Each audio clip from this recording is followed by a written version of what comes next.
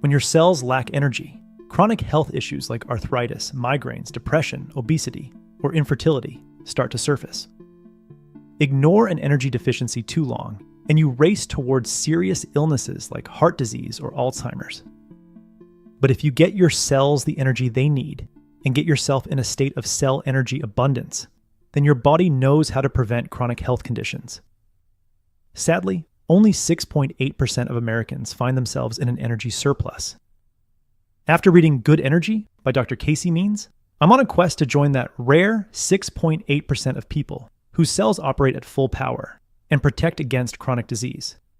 To get there, I've distilled the book's core insights into a 4 and 4 checklist. 4 foods I'll always stock in my fridge, and 4 eating habits I'll live by. But first, let's look at why most of us have overworked and energy-deficient cells. It starts with how much sugar we consume. Today's average American eats roughly 30 times more fructose than people did a century ago. Pair this excess sugar with refined grains found in ultra-processed snacks and inflammatory cooking oils, and it's like we're allowing an invading army into our bodies. These dietary invaders trigger our immune system to sound the inflammation alarm, forcing cells into energy rationing mode so our bodies can win the war. On top of that, over 80,000 synthetic chemicals, like microplastics in our air, water, and food, bombard our body and keep it inflamed. We might stand a fighting chance against the invaders if we got the immune-strengthening support from adequate sleep and frequent movement. But instead, we sleep 25% less than we have evolved to sleep, mostly due to artificial light at night and addiction to screens, and spend much of the day sitting despite having bodies designed for constant movement.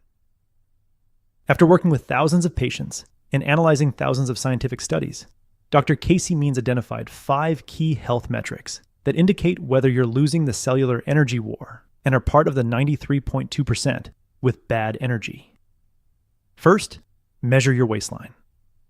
A waist size greater than 35 inches for women, or 40 inches for men, signals excess visceral fat, a dangerous type of fat that surrounds vital organs like your liver, intestines, and spleen and generates chronic inflammation. Next, get a blood panel from your doctor and focus on 4 numbers: triglycerides higher than 150, fasting glucose higher than 100, blood pressure higher than 130/85, and HDL cholesterol lower than 50. High triglycerides means excess fat is trapped in your bloodstream, making you insulin resistant. Insulin resistance starves your cells of essential fuel for energy production. As mentioned in my summary of Outlive by Peter Attia, insulin resistance rapidly accelerates your path toward one of the 4 leading killers: cardiovascular disease, cancer, dementia, or metabolic disease. Elevated fasting glucose is an early warning signal of looming insulin resistance. Research in The Lancet showed high fasting glucose can predict insulin resistance up to 10 years out, giving you an early window to make critical changes. High blood pressure indicates your body is chronically inflamed and struggling to dilate blood vessels. Low HDL cholesterol means your body struggles to clear fat and cholesterol from your bloodstream. Think of your bloodstream as a river filled with debris. HDL cholesterol acts as the cleanup crew, scooping away the junk and keeping your blood flowing clearly. HDL is the only metric you want high. If you commit to avoiding those 5 metabolic red flags, you'll significantly extend your lifespan, improve your quality of life, and be around for the people you care about for longer. The first step to improving your 5 numbers is changing what you eat and how you eat. As Dr. Casey Means says, food determines the structure of our cells. Without the right foods, our cells simply can't function optimally. That's where my simple 4 and 4 checklist comes in. Here are the 4 foods I always keep stocked in my fridge. First, an unsweetened probiotic food, like unsweetened yogurt, kimchi, sauerkraut, or miso. Much of the inflammation in your body starts with poor gut health, so enhancing gut biodiversity with fermented foods helps dramatically reduce inflammation. My go-to is unsweetened probiotic yogurt with berries or mixing miso paste into a warm cup of chicken broth.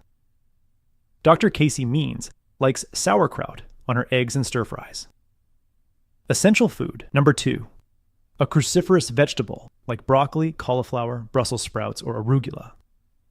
Cruciferous veggies are packed with antioxidants, polyphenols, and micronutrients that your mitochondria, your cell's energy generators, need for peak performance. Easy tip: swap regular rice with cauliflower rice. Food item number 3. A quality protein like grass-fed beef, wild-caught fish and seafood, or pasture-raised chicken and eggs. And the fourth food type in my fridge is a fiber powerhouse, like chia seeds, black beans, or lentils. Fiber-rich foods feed your gut bacteria, which produce short-chain fatty acids, SCFAs, that do wonders to lower inflammation and support healthy cell function. I keep pre-soaked chia or basil seeds in my fridge that I can quickly add to smoothies. Both are fiber-rich, making the 50 grams per day fiber goal easy, and both provide beneficial omega-3 fatty acids. And create a new rule around the big 3 inflammatory foods: added sugar, refined grains, and unhealthy fats. Any fat that is not virgin avocado, olive, and coconut oil, or grass-fed butter and high-quality animal fat. Lately, I noticed I'm eating too much bread, a refined grain, so I made a new rule. At restaurants, I asked the waiter to not bring the complimentary bread before the meal. Eating habit number 2. Eat dinner early. Late meals trigger larger insulin spikes and nudge me closer to insulin resistance. So I push for early family dinners and skip evening snacks, even if I'm hungry.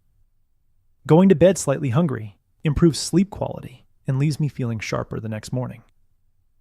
That was the core message that I gathered from Good Energy by Dr. Casey Means.